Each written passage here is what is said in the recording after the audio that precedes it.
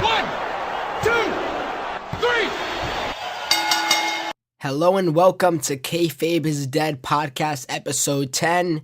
Yes, I said it, episode 10. Where has the time gone? Our first episode was Royal Rumble review. And although I have busted out more than one podcast in a week before, still, it's flying by. We're in double digits. So I'm feeling pretty good about it. How you guys feeling about it? How you guys feeling in general? I'm feeling pretty good myself. Can't complain. Another long day of school, but I had an exam. I had a speech. Got another presentation tomorrow. Exam I got an 89 on. It's computers. Computers sucks. In college, at least. Learning how to do a whole bunch of unnecessary ass Excel things, but I'm not going to ramble about my college ongoings. And we're here to talk some wrestling, some WWE, and got to take a deep breath before I even discuss it. It's not that it was a bad week or anything. It was just not the best. It's very underwhelming. Granted that WrestleMania is coming in 4 weeks, not even. It's coming a little less. It's damn near 3 weeks. And to really just be so unexcited for it when I should be excited for it, it doesn't feel right. It's not sitting with me well. Like even last WrestleMania, for some reason I was excited for. And I was actually supposed to go to this WrestleMania. And it really could have been the best WrestleMania ever. And I will stick by that statement. It could have been, all right, let's say one of the best, if we're not going to say the best. Could have been one of the best WrestleManias ever if they just booked it correctly. That's really all they had to do. And I'm disappointed. I think you guys are too. But I seen the reactions on Twitter. I seen the comments under YouTube videos. Everybody's a little underwhelmed, and I feel like everybody's almost had their limit with this product, and I don't know. We do got some glimmer of hope. Lucha Underground is going on Netflix March 15th, which is in 7 days, as I'm recording on Wednesday, March 8th. Now, Lucha Underground, guys, I don't know if you guys seen it. I seen the first 2 seasons. Haven't seen the 3rd season at all, just because I like to watch it when it's all over so I could binge watch at once. And I don't really like watching weekly episodic episodes in general, unless like it's all on Netflix, just because I hate waiting for the next week when I could just skip to the next episode. And also, I didn't get to even see the first season. I think I missed like the first couple of episodes because like I had to stream it, and I had to stream it on, I'm not going to spoil the website just in case, anything happens, and they didn't have like the first 3 episodes up, so I'd never even seen the very beginning, and I'm super excited to watch it in HD quality and to basically promote it and tell people, hey, if you fell out with WWE, or if you, like, it really shows wrestling is an art, and it shows wrestling is something ridiculously entertaining. And I feel like even my mother, when I was watching Lucha Underground, I remember I was really sick. It was something very weird. I have asthma, and I don't know, I felt like I had the flu, but then a very bad asthma on top of that. And basically, like, my body hurt. Like, I felt like I couldn't walk. And I was literally just laying down in my living room on, like, an air mattress, just laying down, watching Lucha Underground. And my mom was watching it with me, and she was just like as obsessed with it as I was. She was asking questions, asking who's that. She was like keeping in line with the storylines. I thought it just shows it could really grab you. Like you could really get into this because it's something different than wrestling. It's something great, man. Lucha Underground, definitely March 15th. Definitely try to catch that, guys. I'm going to promote it next week. Well, fuck. It's going to go on when I have to do a podcast next week. No promises you'll get that podcast. I might be binge watching it already. Nah, I have to deliver for you guys. But can't talk about Lucha Underground. We got to talk about what is happening now. And what is happening now is Raw and SmackDown. WWE, which I discuss myself. I don't really dive into anything other. So if you guys are ready to hear me talk about Raw, this week's SmackDown. One bit of news I got that hopefully I'll remember. I didn't put it on my notes, but hopefully I remember by the end of the podcast. And today I'm going to be introducing something new, and it's going to be my personal power rankings. Power rankings of champions and then power rankings of superstars. So definitely look out for that. It's probably going to be in the latter half of the video. I'm going to do it Raw, SmackDown, then Power Rankings, then news at the very last. So that's my format for today. Are you guys ready? Buckle in as I act like you guys are. Maybe you're in a car. So yeah, buckle in. Stay safe. I don't want to see anything bad happen. All right, all right, my notes were for Fastlane. I'm sorry. All right. So the episode started off with, and I'm not even going to lie, I did miss the first hour just because of work and everything. But I was able to, the first hour is because I was watching Logan. Logan, great movie, guys. Check that out right now. Not sponsored by them or anything. It's just, I want to give great movies money as much as possible. I probably end up going to see it again because I really like supporting any activity that I partake in that I enjoy. So movies is definitely one of them. See Logan. Real quick, I'm dodging everything not to talk about wrestling. Just to give you guys an idea, my favorite movies for this year, I seen 4. And I wish I seen Lego Batman because I'm a big Batman fan, as I got some Lego Batman like compression pants on me right now. But no particular order. Split, Get Out, John Wick, and Logan. I think they're all in the movies still. If you guys could catch any of those, they're great. If you guys seen them, tell me what you think down below because I really would love to talk about any movie with anybody. So with all that being said, let me actually get into Raw. All right, so Raw this week was in Chicago. And you guys will remember why it was in Chicago and why I'm even saying that. So Jericho starts the show in his hometown of Chicago. And he cuts a promo wanting to know why Owen stabbed a knife in his back and twisted it. Man, you know how he does it. I can't impersonate Jericho. And then Owens comes out, says he didn't stab his best friend in his back because simply Chris Jericho was never his best friend. He was using him and taking advantage of him, and the moment when Jericho stepped outside of his boundaries, he became a burden to him, so that's when he had to cut him off. And then he further explained how Triple H said when he won the championship that he is the target now, and somebody needs to watch his back, and that's why he got Chris Jericho and made him to a friend. I don't believe that Chris Jericho was never his friend. I believe that Triple H really did say something. You remember the backstage meeting with Triple H and Kevin Owens, and they muted it that one day on episode of Raw when he did turn on Chris Jericho. And I believe there's more context to that than what we're seeing. And I hope that we get that context because I hate filling in the pieces myself. And WWE does tend to make me do that a lot. But he explains further on. Where am I at? Says Jericho was just a tool. Sorry, I'm trying to read my notes as I do this. And then Jericho said that his personal biggest mistake was trusting Kevin Owens. And basically, the match for Mania is officially on for the United States Championship, not the Universal Belt. Kevin Owens did say that he's not worrying about the Universal Belt. One, because obviously Goldberg has it. He didn't say that, but, that also is going to interrupt the Lesnar and Goldberg plans. But he said he's guaranteed a rematch whenever, so that's not his focus right now. That focus is to get back at the man who made him lose the belt, Chris Jericho. So it's going to happen. Mania is officially announced for the United States belt. Should have been for the Universal, but it's whatever. I like the promo. I think it's finally good that they had a confrontation. But what went beyond the confrontation when basically Kevin Owens, he didn't shy away. He didn't say, I'm going to fight you at my own time. He was like, you want me to come in that ring? Fuck it, I'm going to come in. And they brawled, and then Samoa Joe attacked Chris Jericho from behind. Not from behind, but he came in to help Kevin Owens, which is interesting. Are they really doing this heel stable is the question. I hope they do. I hope it doesn't involve Triple H, or I hope they could somehow turn on Triple H, be like monsters that Triple H couldn't control, because I do not want to see Authority for any more months in WWE. I'm tired of Authority. Been tired of Authority. Hate that Stephanie McMahon is even still an on-screen character. Those boss characters really don't work.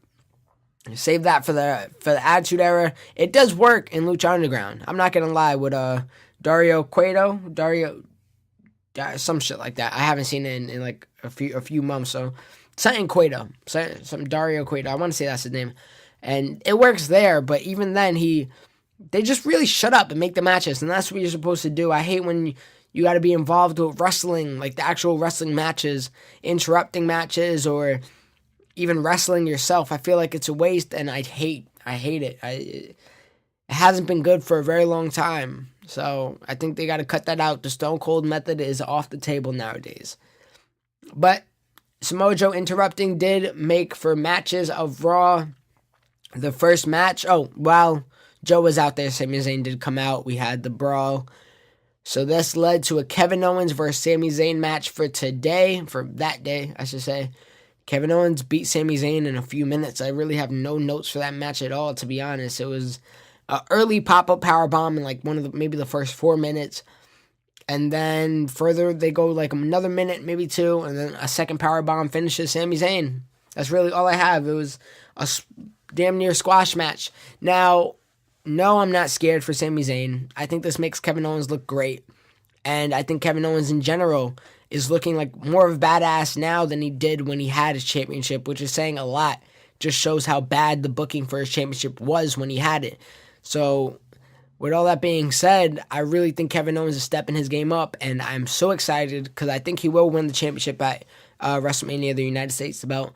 So excited to see his run with that. Hopefully, WWE could understand what his booking is and keep a solid, steady, well-consistent, linear booking. So let's hope and pray for that. Now, the next match, wow. What a match. Cruiserweight division is great for the last 2 days. At least when Monday happened. For the last week, let's just say.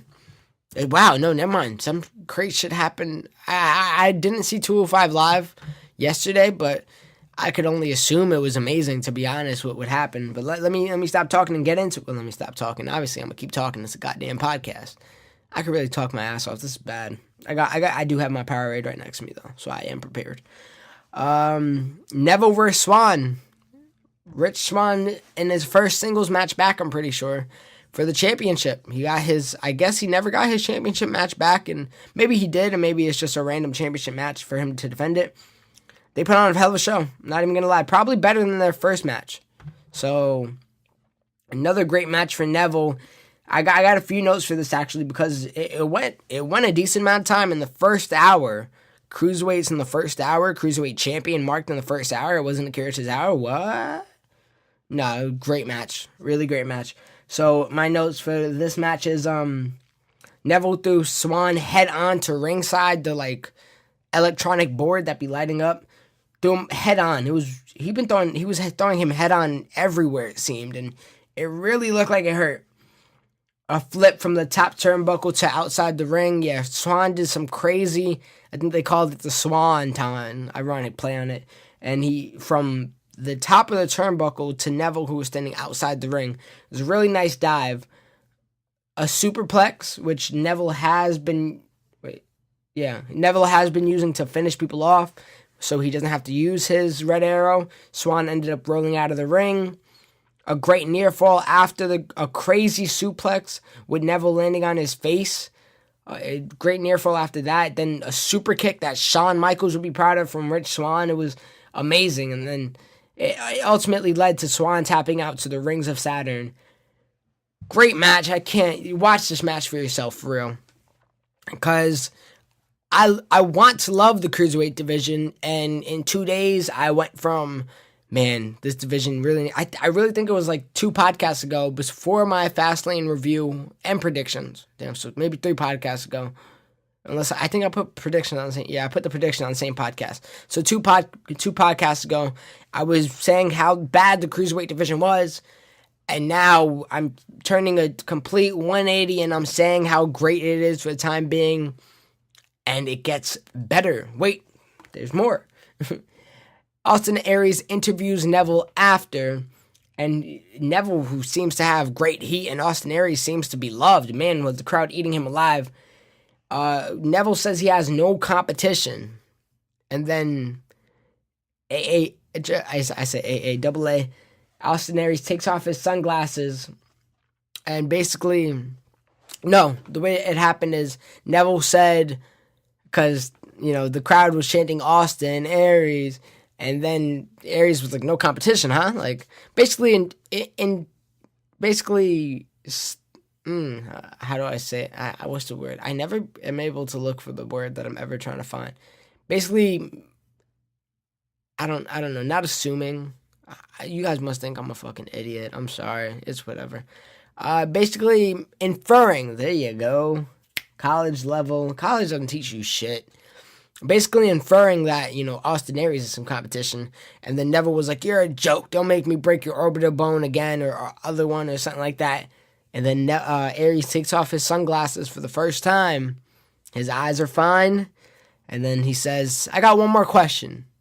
Actually, it's more like a statement. Hits him with the mic. Hits a spinning forearm. Austin Aries is back. And he's back on the main roster in the 205 live division, the cruiserweight division. Great spot for him because he was just going to be floating around the mid-card. Now, one thing that I want to say, I do think this is all great, and this has nothing to do with what happened, but are we going to see these 205, like the cruiserweights, interact with any other people on the roster? Because I would love to see them have a United States belt. And I would love to see at one point in time, cruiserweight Neville. I would love to see him as a world champion. I'm sorry, I love Neville on NXT. I thought he was the most badass character, and that's when I started getting back into it. He was the champion, and to me, he was the best NXT champion of all time. Finn Balor had a great run, but I do not remember Finn Balor putting on as great of matches as Neville. The matches Neville had with Sami Zayn, the matches he had with Tyler Breeze, matches he only had one with Finn Balor, I'm pretty sure.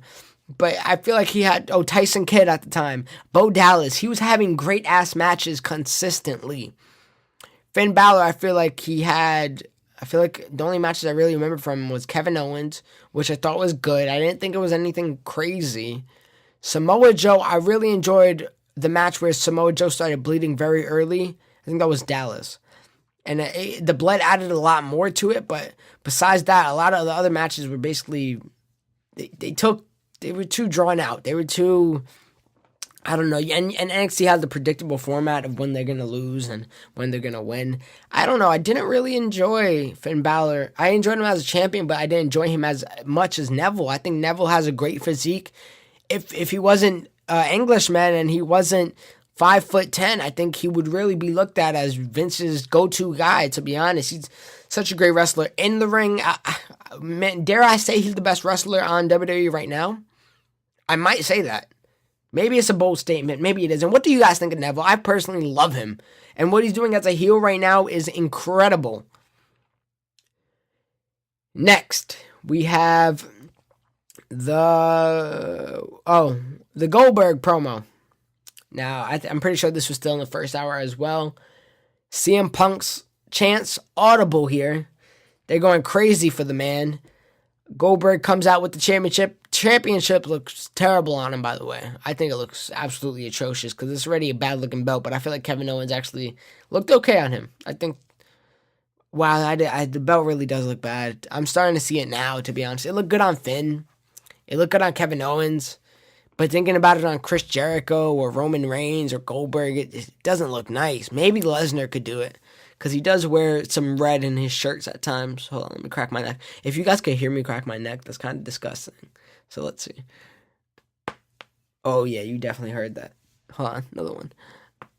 Oh, that was nasty. Yeah, I cracked my neck a lot. But as soon as the CM Punk chants became audible, I think they actually did an audible, and Paul Heyman came out, and it looked like he came out earlier than what his cue was, but that's okay because WWE does not want the CM Punk chants going, and they cut the same old usual Brock Lesnar promo. Brock Lesnar went inside the ring, tried to shake his hand. He said Paul Heyman was saying how nobody is more happier that he won the title, but nobody's happier than Brock Lesnar, most likely because Brock Lesnar now gets a shot at the Universal belt. As Brock Lesnar has his hand out, Paul Heyman says something about his kids. God damn it, I didn't write it down. I always miss the good shit. I didn't write it down, right? He said something about his kids. He said Brock Lesnar is going to make you his bitch. And then that's when Brock Lesnar F5s him, Goldberg reaches for the championship while he's on the floor. Nice visual. Nice way to get this feud going, I guess. First hour of Raw, thumbs up so far. Second hour of Raw.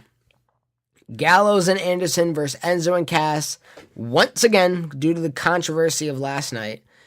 Enzo went crazy, bumped into Cesaro, leading to Cesaro interfering with Enzo. Eventually, the match was disqualified. Cesaro had Enzo up for some type of maneuver, and Enzo was on Cesaro's back from that position. Sheamus bro kicked Enzo, and it's looking like it's going to be a triple threat at Mania, no longer a fatal four-way. So I was expecting the fatal four-way with the New Day. Do I mind a triple threat? Not at all. I do think Enzo and Cass are probably going to win. If they're not, I'd rather see Bullet Club just retain because Finn Balor is coming back. Unless the fact that Finn Balor is coming back, you could have him stay. You could have the the club stay busy with Finn Balor.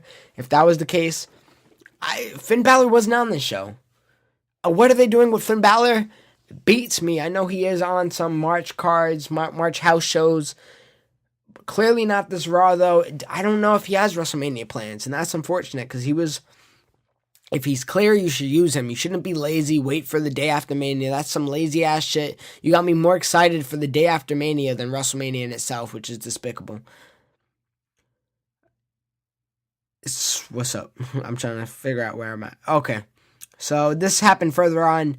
The argument kicks backstage, Enzo, Cass, and Cesaro and Sheamus. And Stephanie appears, announces that, I'm pretty sure they announced that next week they're going to have a fight to see who faces the club at Mania.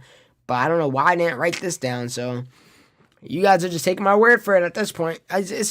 Honestly, I probably didn't write it down because I'm not that interested in it. This whole tag team division has been uninteresting. And don't let me get me started on the tag team division on SmackDown. Is absolutely atrocious. As I take a sip of my Powerade, just give me 1 second.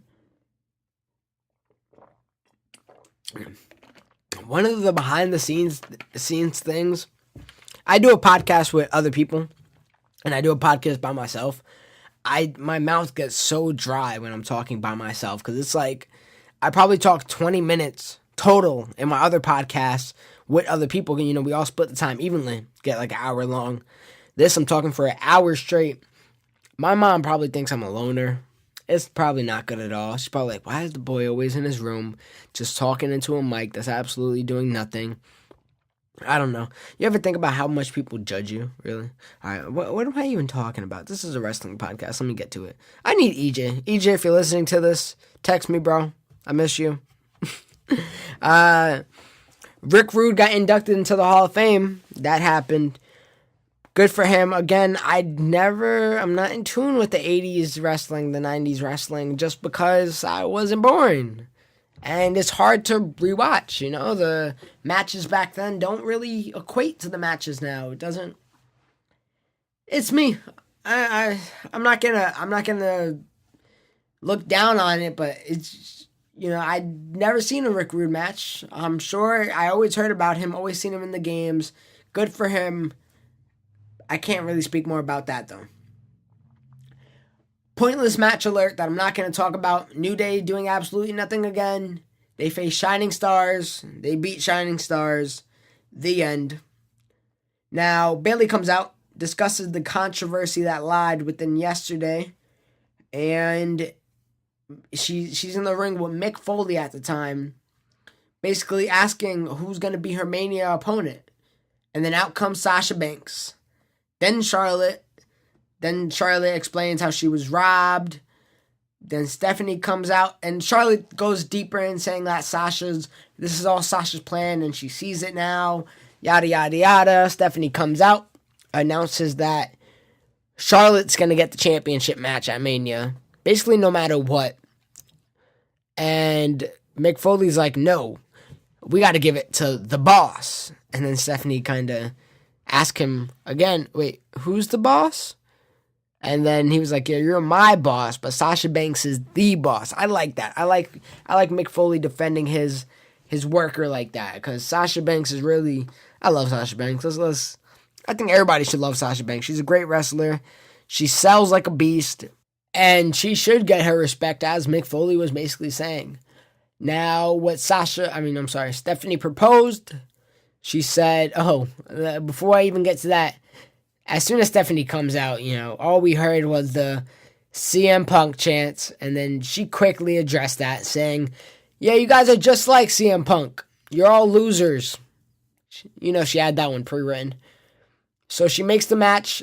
Charlotte Bayley. Mick proposes that Mick proposes Sasha Banks, And then Stephanie says, you know what, I'll one-up you on that. If Sasha I'm pretty sure she said it like this, but I don't know, it kind of got misconstrued as they were both deciding their plans. Pretty sure she said if Sasha beats Bayley, which she did, then Sasha will go on to face Charlotte to join the singles match at Mania. So it would be a triple threat at Mania if she was to win. I'm pretty sure that's how it was said. But nevertheless, Sasha did beat Bayley. And Sasha had Bayley in a bank statement as Charlotte tried to interfere. She kicks Charlotte went on top of the apron. Sasha kicked off her, then rolled while she kept the bank statement on Bayley, and Bayley tapped out. I don't think Bayley tapping out hurts her at all. Your champion's tapping out, not even getting pinned, tapping out. But it's kind of Bayley's character. She never been such a great winner. You know what I mean? She's the comeback story. Now, that doesn't mean she should lose every match. She should always get some wins, and she should get a lot of wins. But in this case, I don't mind Sasha Banks winning, because I want Sasha Banks in the match, so Sasha Banks could win at Mania and turn heel on Bayley, or lose at Mania and turn heel on Bayley. Either way, I want Sasha Banks to turn heel, because she is the best heel in the company damn near when she is heel. So, that is that match. Then they show Seth Rollins rehab, and basically, as soon as they show it, it's just the basic footage of, him running through shit, him doing his exercises, and they have Triple H on. Triple H does bring it up, but before I mention him and how he brings it up, these guys are monsters, man. Seth Rollins tore his ACL, came back a few months later, 6 months maybe? An ACL tear, I'm an NBA fan, an ACL tear for Derrick Rose took him a year, 2 years. ACL tear for anybody else takes at least a year. For WWE superstars, it took Seth Rollins 6 months, maybe at most. Finn Balor, torn labrum, was it? He's already cleared. John Cena, the god of all humans. And we always act like Super Cena is Super Cena. He's a superhero. He goddamn is. Damn right he is. My man tore his rotator cuff, an injury that took Kobe a year, who was damn near the same age as John Cena. John Cena comes back in 4 months, all ready to go. Yeah, John Cena's a superhero. I just want to say the WWE medical staff must be amazing, and Triple H says it too. Triple H claimed they have the best doctors. I forgot the doctor he pointed out. He was like Kevin Wilkes, I want to say.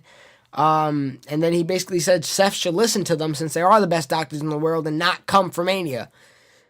It looks like this match is officially happening, so just hope Seth Rollins returns soon enough. You know who is returning soon enough? Emma. Not Emelina. Emma. I don't even want to rant about this. I want to save my breath. This is ridiculous. They're hyping up the Emelina return for the longest amount of time. She came back, said I'm going to turn back into Emma, and they're actually running with it. And I forgot Emma was even part of the roster once again. And Emma's a great wrestler, and this is terrible how she's being treated. I hope she comes back and is a badass, and I hope it's after Mania, I guess. Because Raw really needs some more contenders in that division. Because if you look at SmackDowns and you look at Raws, it's quite a difference. Quite a difference. Now, the next match we had was Samoa Joe versus Chris Jericho. Joe had Coquina clutch outside the ring for the 10 count. Well, Chris Jericho counted out, I should say. Chris Jericho loses, no big deal. It was a count out, and Joe still needs to look strong. And Chris Jericho actually stayed strong because when Joe slides Jericho in, trying to deliver more pain, he gets hit with the code breaker. So Joe ends up running away. And I'm still trying to figure out what did Triple H say to Owens. I wrote that down in my notes, but I already discussed that. Then for the main event of the evening, that wasn't even a main fight or anything like that. It was a main segment, you should say. Braun calls for a mic, then calls Roman Reigns out. Roman Reigns' theme hits for like a second. Then Undertaker's music hits. Undertaker comes out. By that time, it's Raw is in hour 4. Undertaker takes his long ass time to get to the ring. Braun Strowman backs off, but it didn't look like it was in any fearful way. It almost looked like a paid dues way. And it was like, all right, you know what? I'm going to let you have this one. I ain't going to fuck with you. You the legend. I ain't shit. That's how I took it. Roman Reigns comes out right after that. Roman Reigns gets inside the ring. Just like I said at my Fastlane review, they should have done the lights go out or Undertaker come out and they just have the sign of WrestleMania and then the two at the same time. You know, that one glimpse that the camera producers always try to get. Snooze. In the way. And they basically did that. They both pointed at the Mania sign, that corny ass pointing at the Mania sign. Undertaker choked Roman Reigns. That's how it closed off Raw. Overall, solid episode. I'm not going to say it was bad. I'm not going to say it was great. I'll put it under the good category, which is very hard for Raw nowadays. So if it's a good episode, you know what? That's damn near great for them. That's their level of expectations. Now, like always, Raw takes forever. SmackDown usually a breeze. I'm on SmackDown now. I don't know where SmackDown was. Sorry about that. It starts off with Shane and Daniel Bryan coming out. Shane says he thinks Styles should face Wyatt at Mania. Interesting how they did that, because I thought Styles and Shane was supposed to have the match. I don't know how they're going to make this work now. I guess we got to tune into next week, which I like. SmackDown always giving you a reason to tune into next week. Daniel Bryan says he thinks it should be Randy Orton, because he did, Royal Rumble is prestigious. He should get that shot. Anyways, they basically announced the match that we already knew that was going to happen. Styles and Orton for the day. Nothing crazy. Then the first match of the day is Nikki Bella and John Cena versus Carmella and James Ellsworth. The match was announced before Miz and Maurice come down before the not before the match starts, but the bell just rings and Miz and Maurice come down, go to the announcer team. Nothing crazy in the match. It was a very cringeworthy match. John Cena and Nikki Bella did a double in stereo 5-knuckle shuffle, a double FU, I guess. Well, Nikki did I think it's called Rack Attack 2.0, and John Cena did his AA. Then they both put one in the Fearless Lock and the other in the STF. And they both tapped out around the same time. So, nothing crazy here. Miz Maurice attacks them, says how they're a real couple, and Nikki and John is fabricated. Maurice grabs the mic and says, "How about you break that, bitch?" You know what? Although the match was bad, wasn't good. James Ellsworth is fighting John Cena. Why would it be good? It was entertaining. And Miz and Maurice. Miz is one of the hottest things out right now. Pause. Maurice is one of the hottest things out right now. No pause for that one. But yeah, Miz and Maurice, they're hot red right now. Red hot, I should say. Red hot right now. Cena and Nikki, I think that's gonna work for them. And I'm excited for the match. You know what? You could have had better options for Cena, but I'd rather him do this than bury younger talent. Now, hopefully he doesn't bury older talent and ruin the Miz's momentum. So, we'll see when that time comes. Next, we had Kurt Hawkins call out Dean Ambrose. Funny, I forgot Kurt Hawkins could talk. I think he said his whole fact gimmick again. 1, it reminds me of Tyson Kidd. 2, I forgot he had a gimmick.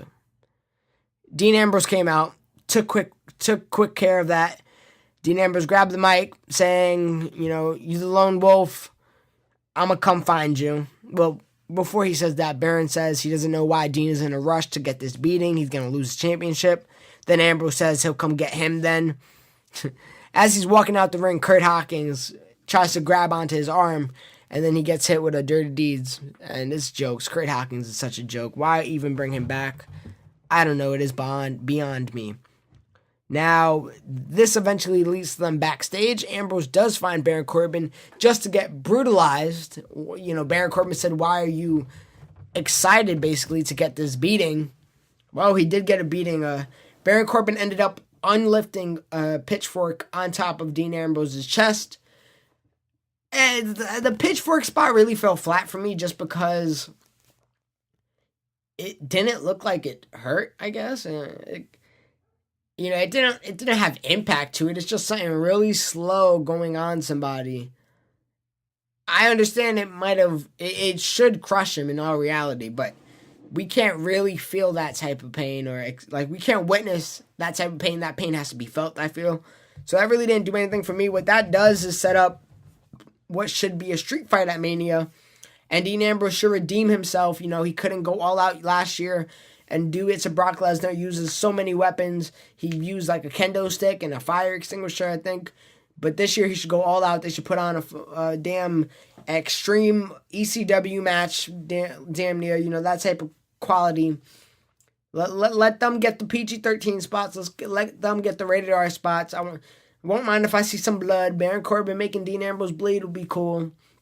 Dean Ambrose came from that Combat Zone Wrestling, that CZW, that extreme shit for real. So he knows how to get extreme. I want to see it happen. I remember when he first came and I first seen him, I thought of Mick Foley immediately. So let him get his chance to prove that he could really go down like that. Literally, we're like an hour. I think we might be. That's an hour in. We had a match. And that was it.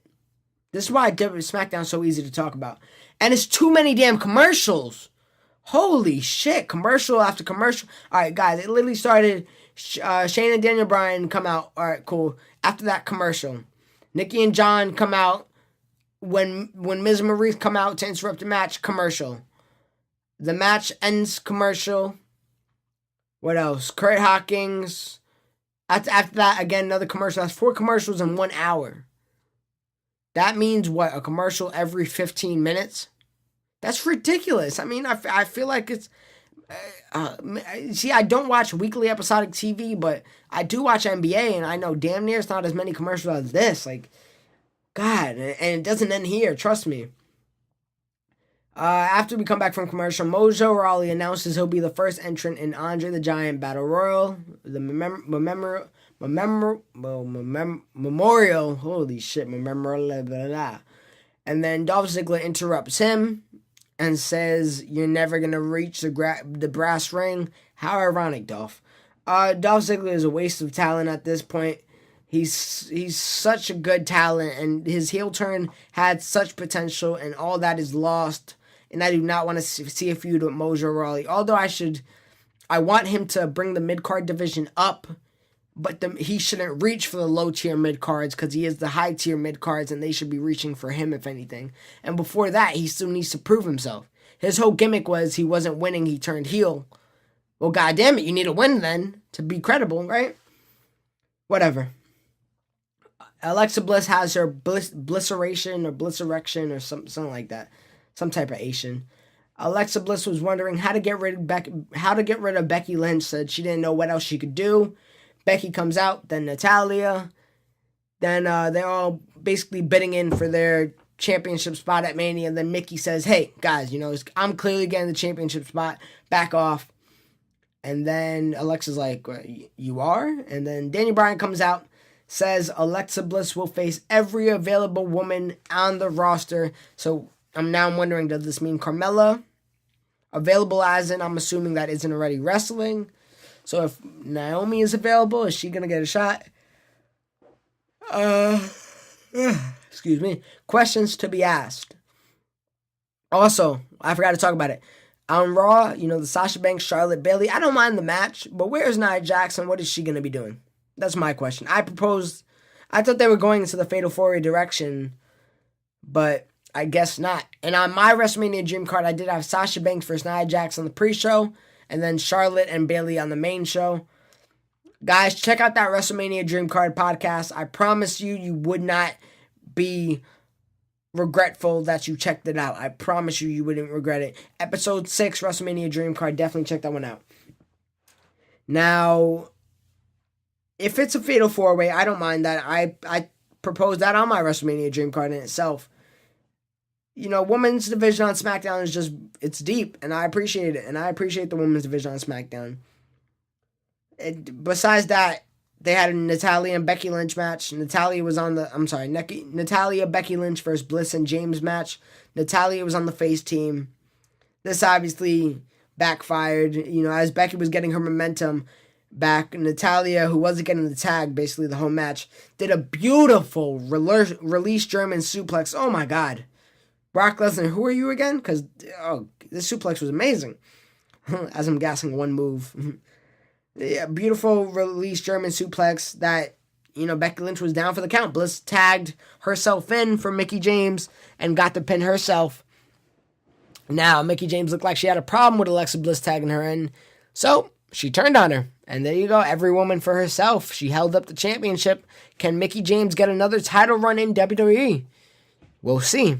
Come WrestleMania, 3 weeks. 27 days, I'm pretty sure. I honestly did that number off the top of my head. I don't know at all. I'm not counting down. Now for the main event. AJ Styles comes out, says he made a B show to the show, and still gets no respect. Meanwhile, he gets AJ Styles chants at the same time. He does get his respect. He knows that it's hard for him to be a heel. He's a good heel, but it's hard for him to be a heel. He needs to be a face. This guy's too great. We want to cheer him on. And if he was a face, he could be the biggest star in the company by far. I mean, he damn near was. At one point, I thought he was the biggest star in the company when he had his championship, and he was a heel. AJ Styles just proving he could work everywhere and anywhere he goes. The match versus Randy Orton, I thought it was okay. I thought it was decent. AJ Styles can't put on a bad match, but it was a good to great match. I'm lying saying it was decent. It started off really slow, but when it picked up, it really did. And at the end, it was really, the last 2 minutes were damn near, they were action-packed and enticing as hell. We had a wicked full Nelson slam from Randy Orton. I just wanted to mention that one. But the finish itself, AJ goes for his springboard 450, and maybe he was going for his springboard. I think he might have been going over his flying phenomenal forearm. I think that's what he was doing. And he went for that, and he basically pump faked. And you saw Randy try to go for the RKO.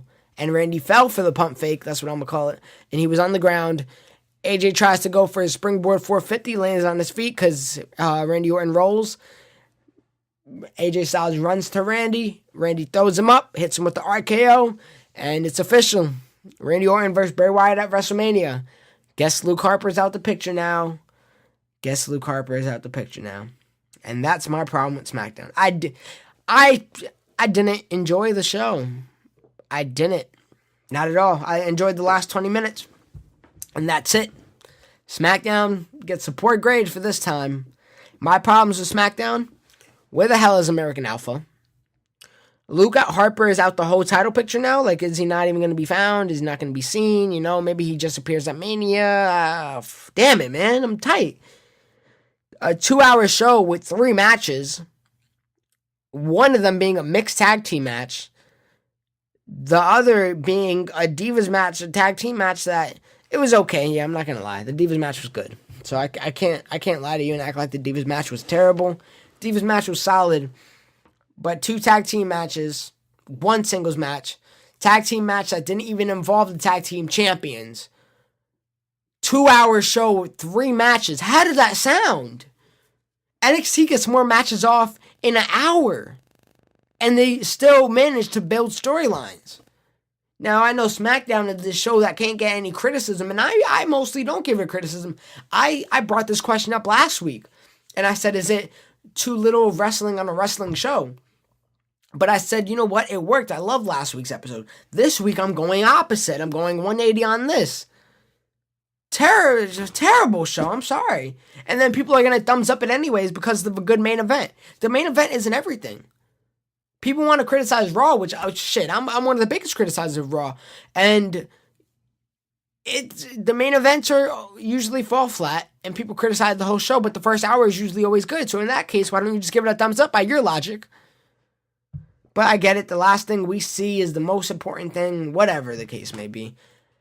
Still a good main event. Storyline did progress. I'm just saying Raw was the better show this week.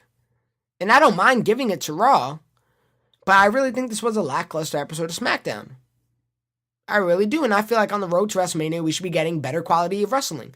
Not of wrestling, I'm sorry, storyline telling and better quality of entertainment. Better quality of a WWE product. All right, well, my rant is done for the day. With 15 minutes left, I'll probably go for the hour. I got power rankings, and this is a new thing I wanted to incorporate just because I feel like I should give my thoughts on who is the best champion and who is the best superstar.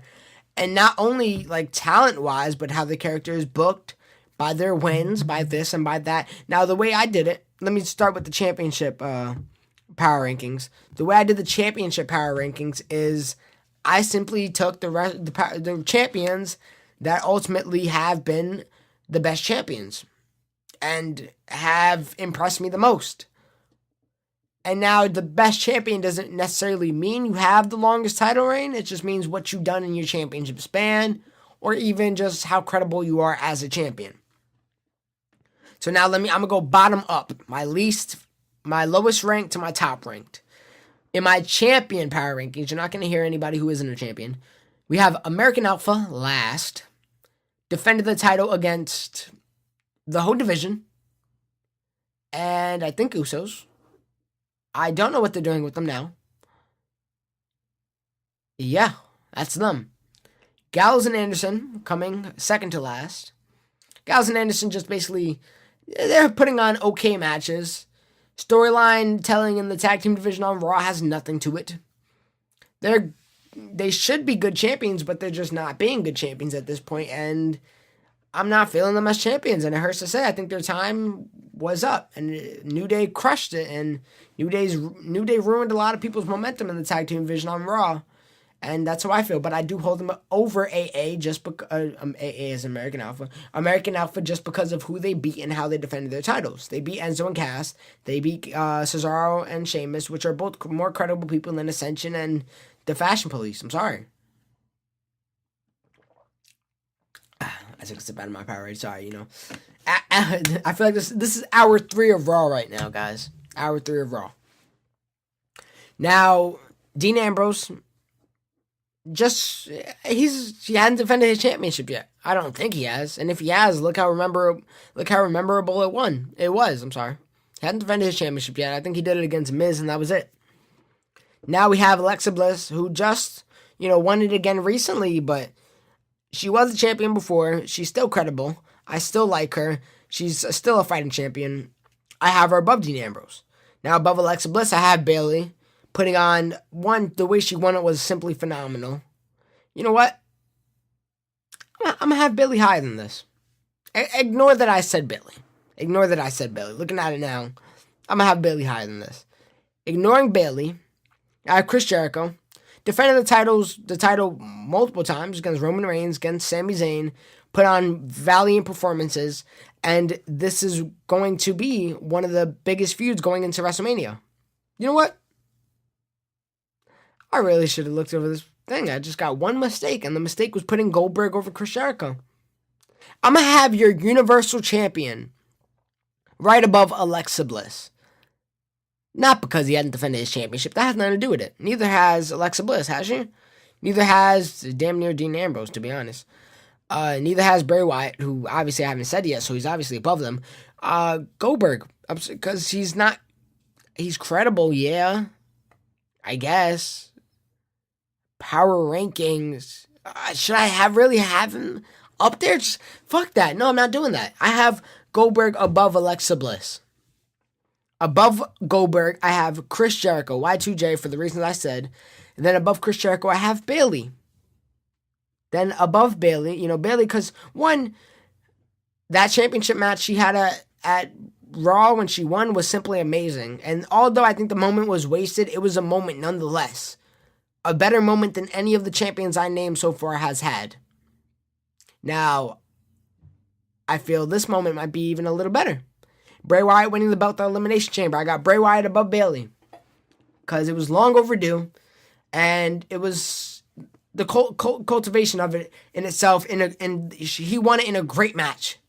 A great match that, I could go off about the Elimination Chamber match once again. But I won't. And I'm going to name my top champion in WWE to date, not including NXT. Neville. Talking about the best booked champion on the roster, Adrian Neville. They don't call him Adrian anymore, but I do. Adrian Neville. Defended his title against Rich Swann. Defending his title against Jack Gallagher. He only got 2 defenses. Hasn't held it for the longest. But he has looked amazing. He has been incredible. He has been cutting the best promos out of all these champions. Simply amazing. Adrian Neville is the top champion in the division. If I was to rank everybody, I will have Neville at the very top. Going on another rant about Neville. A rave about Neville. Absolutely amazing. I gotta start watching 205 Live. I really do. It's just... I watch it whenever I hear Neville is fighting. Truthfully. Now, my regular power rankings. Again, guys, it doesn't matter who beat who, or it really matters about how you're treated, combined with wrestling skill, combined with a whole bunch of other things that matter to me in my mind. And I'm going to explain every one that I say, so don't get your panties riled up in a bunch. But nevertheless, give me yours down below. Give me who you think your top champion is. Give me who you think your top superstar who isn't a champion is. So my honorable mentions, I got Sami Zayn, Baron Corbin, and Brock Lesnar. Yes, Brock Lesnar's an honorable mention. Why? He hasn't fought since when the Goldberg, and he lost. November. Why would I put him in top 10? Please tell me. Now, number 10, Samoa Joe. I got Samoa Joe at 10 because he's been an absolute monster, winning everything, destroying everyone. Beast. Above Samoa Joe, I got Luke Harper. Now, why do I have Luke so high? Truthfully, he hasn't won yet. I mean, he should have won the Battle Royal, technically. He hasn't won yet. You know, he hasn't beat Randy Orton. He didn't beat AJ Styles, but he has looked incredible in each of those matchups, and I feel like his stock is super high right now.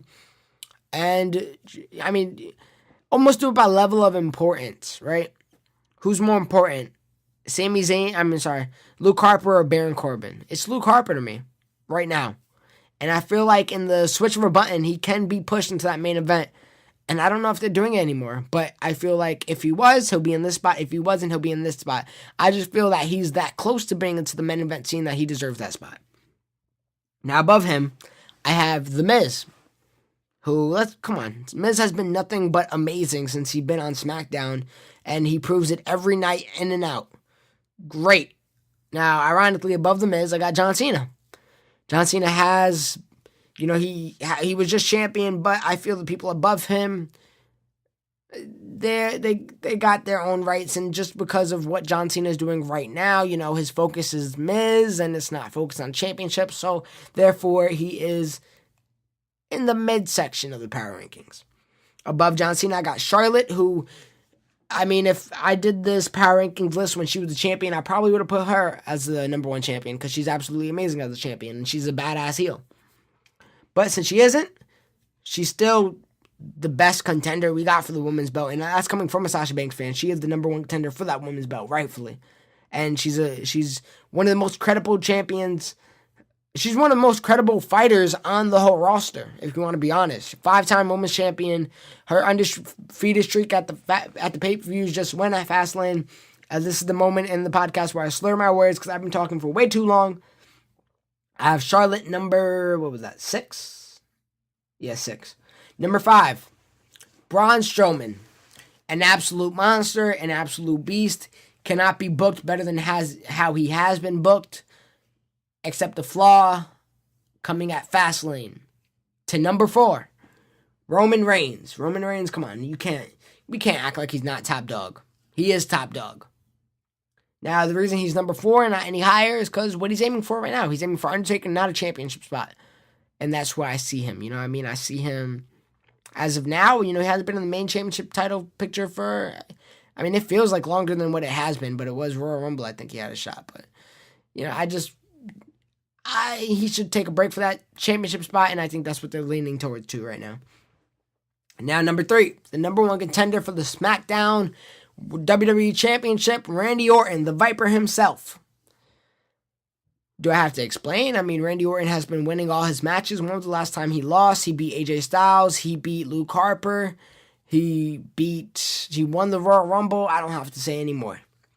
Number 2, former Universal Champion Kevin Owens. Probably if I did this 2 weeks ago and he wasn't champion, I wouldn't have had him top 5. But the way he has been booked as of recently as a complete badass who isn't shying away from nothing, and he's all about his mind games once again, Kevin Owens is the second best in WWE that isn't a champion.